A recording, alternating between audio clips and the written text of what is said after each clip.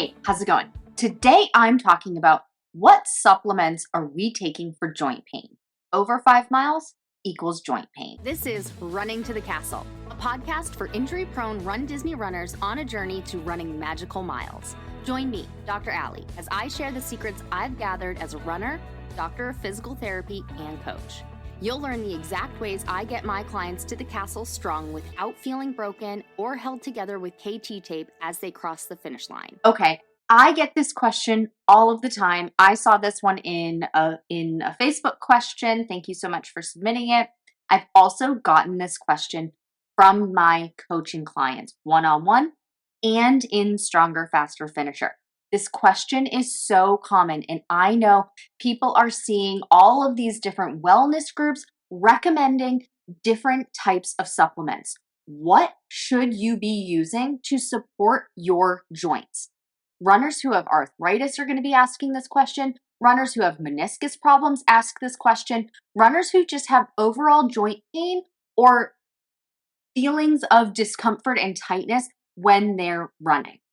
So let's talk about supplements for a little bit. Things that runners are typically asking about for supplements, they're talking about glucosamine, chondroitin, turmeric, and other things like that. So that's what I'm talking about today, those kinds of supplements. Supplements support. It's in the name itself. They are supplementing what you're already doing, whether you are ingesting it or you are actively participating and doing the thing. The mistake that runners often make are expecting pills to solve their training issues. So if you've been following along for any length of time, you know that I developed my finisher framework. It is 6 categories, 6 pillars that make up a successful running journey. Not everybody is created equal when it comes to what they need to recover from their injury, their joint pain, and recover so that they can keep running. That's why there are the 6 pillars. Somebody might need strength, somebody might need training help, somebody might need equipment and shoe help, somebody might need fueling and hydration help. I take supplements as part of the equipment and shoes category because it's not necessarily fueling and hydration because it's a supplement. It's not a necessity. So that's where just that kind of the catch-all category of equipment and shoes comes into play. It's also where I put the category of professionals like running coaches, massage therapists, chiropractors, physical therapists. I put them into that equipment category as well. So what happens is runners will ask a question like this to no fault of their own because they see all of these supplements advertised. They must be good for you. They must be helpful. And so they think, oh, I just need to take this supplement and the pain will go away. Kind of like an NSAID, like Advil, Aleve, ibuprofen. Many people think that taking these supplements will just poof, magically make this pain go away. And that's just not the case. That's not how supplements work. Supplements are not an anti-inflammatory like the medication is. Now, you will be saying, Dr. Allie, turmeric is an anti-inflammatory. Yes, at excessive doses. What I'm talking about is these supplements to overall help your joint feel better because of joint pain for running more than 5 miles. So as with anything, you need to figure out what's the root cause of your pain. You need to know that for anything. Just like if you had a headache and you took Advil, maybe that pain will go away right then. But if your headache is from banging your head on the wall, yes, Advil will help in the moment to take that pain away. But if you go and bang your head on the wall again, you may think, oh, the Advil didn't work. Well, no, it did. It did work. It took your pain away, but then you went and did the thing again. So the pain was recreated. Same thing with running pain. If you aren't looking at the cause, the root cause of the pain, no matter how many supplements, anti-inflammatories, pain medications you take, if you keep doing the thing, the pain is still going to be there.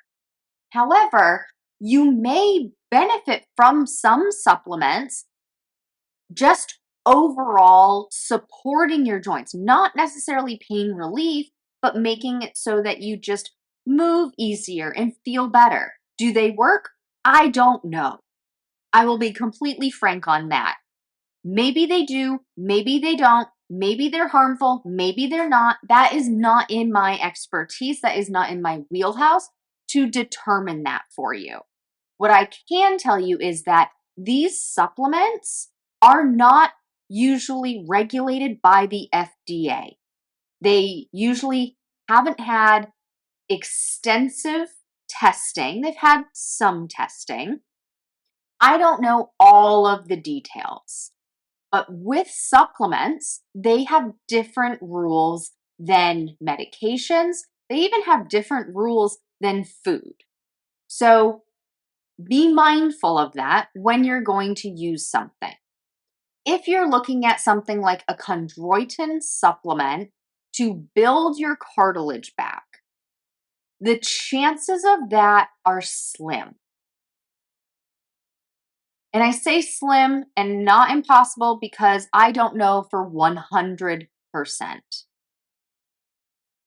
But the theory is that things like a chondroitin supplement will rebuild your cartilage. Same thing with a collagen supplement. Do I use a collagen supplement? I do. But I use it to help things like hair and nail support. I used to have super brittle nails. Turns out I shouldn't be getting gel nail polish because that was weakening my nails. Once I stopped doing that on a regular basis, look at that. Lo and behold, my nails are much stronger. But I was also taking the collagen supplement. Collagen is good, and with what I eat on a regular basis, I'm not getting as much collagen in my normal foods as I would if I were eating more soups and things like that that already have collagen in them. So my doctor and I decided that it's probably not harmful for me to keep taking it, so I take it. But it's not going to rebuild a meniscus tear, for example. It's not going to rebuild some arthritis, build up the cartilage for the arthritis. Could it make your cartilage a little bit more resilient? Maybe. Maybe it could.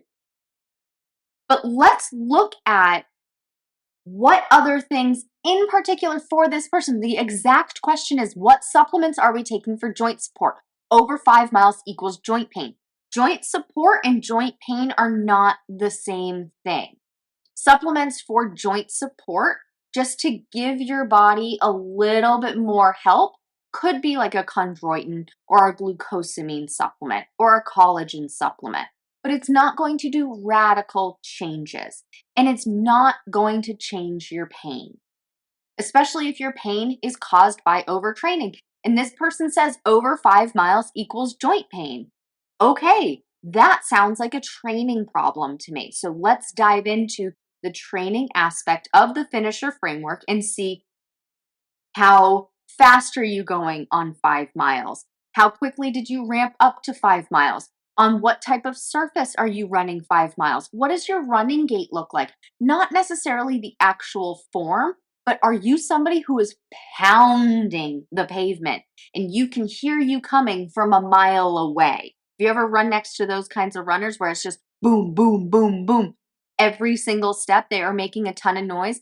Apparently, I'm a heavy walker, and so when I go to run, I am very purposeful on being like a cat on my feet where you don't even hear me. Now, of course, you're going to hear me because I'm sure I'm a loud runner. I have my headphones in. I can't hear me, and my joints don't hurt.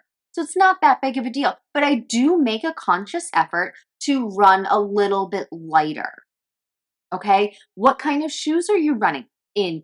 If you are a heavy-footed runner, you may benefit from something more cushioned to absorb that force.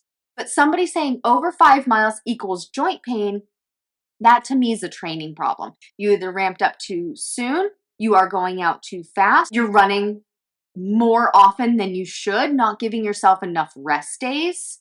We need to dive into all of that. Also, we don't even know what her bone structure looks like. There are many people out there running that have altered bone structure for no fault of their own.